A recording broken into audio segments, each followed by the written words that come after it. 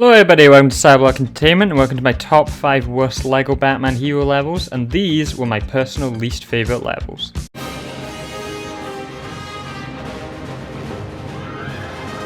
At number 5 is Batboat Bow, and this level was just really boring and there wasn't anything fun to do in it at all really. It was just a lot of proton bombs, which I really hate proton bombs in all these games, so if there's a worst level, it's probably going to have a proton bomb in it. But it was just a Batboat battle, but it wasn't really a battle. You're just fighting goons and blowing up gates, and it's a vehicle level. I never liked the only good vehicle level in LEGO Batman I'd say is Two-Face Chase. All the others are just frustrating and boring, and half the combat in this is just annoying because you're just trying to get like a gate and you get shot. It's not fun. It's just nothing really to this level. You're just in a boat, really, fighting goons, blowing up gates. Apparently you might be chasing Penguin, but even the Penguin boss fight at the end is just long and boring. You also had the weird bombs on a line to throw into gates. It just takes way too long. It's just a boring level.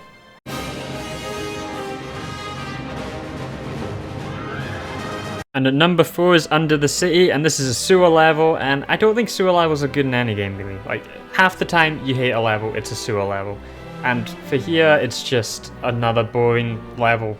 Very frustrating puzzles in this one, especially for the co-op side, and when you don't have a co-op partner, which I didn't for the time I played this level, the other times I did, but the AI partner would just get stuck on walls. It wouldn't be able to even complete the level. I'd have to keep restarting. There wasn't really any good puzzles in it. It was just really bland design of a level. Like, when you have a sewer level, to make it interesting, you've got to do something that isn't just a sewer, and this was just a bland sewer. And then at the end, there's an awful boss fight against Killer Croc. It's just... Killer Croc, you could have come up with so much better things, but they went for a sewer level, and it was just a really forgettable level.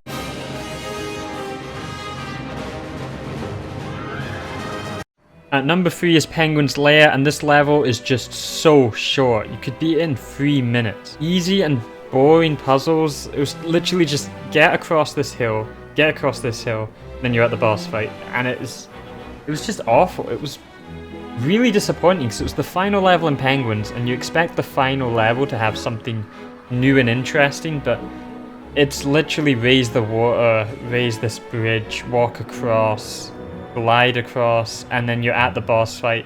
And then the boss fight itself is one of the most boring things.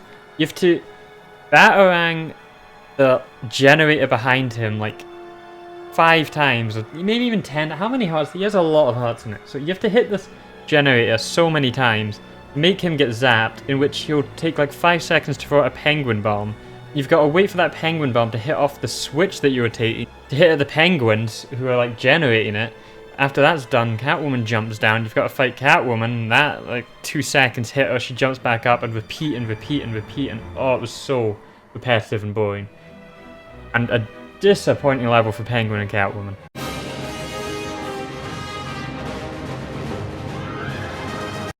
And at number 2 is Flight of the Bat, and this was just a very confusing level design. I had no idea which place I was meant to be going.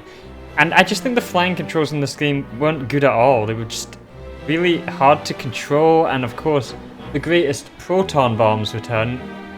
Again, I hate proton bombs. They ruin every level.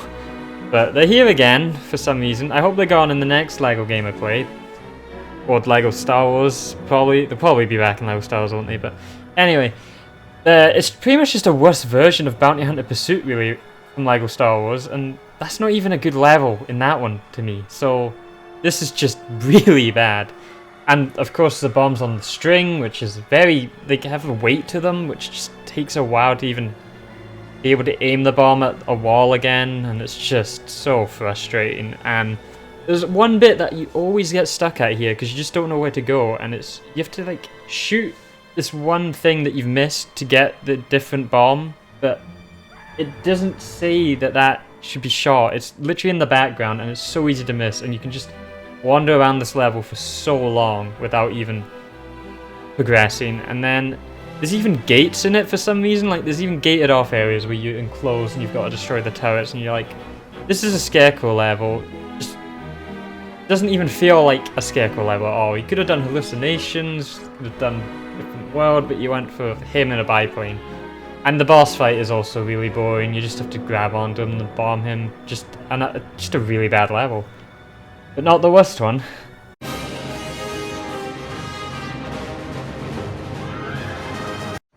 And a number 1 is Joker's home turf, and I guarantee you have no idea what this level is because it's so forgettable. It's a Mad Hatter level, and I completely forgot he's even in the game, even though I just played the game. That's how forgettable this level is. And you think, Mad Hatter, what kind of level would you do for Mad Hatter?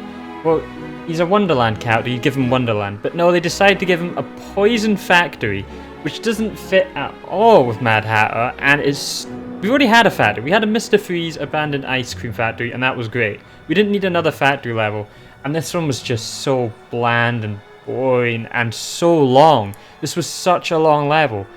There's way too many puzzles in it, a lot of them frustrating, a lot of them not needed, and again, it's just so long. Like, this level should have been way shorter. You have to keep sucking up the poison like a cleaning thing, which, what? It was so bad.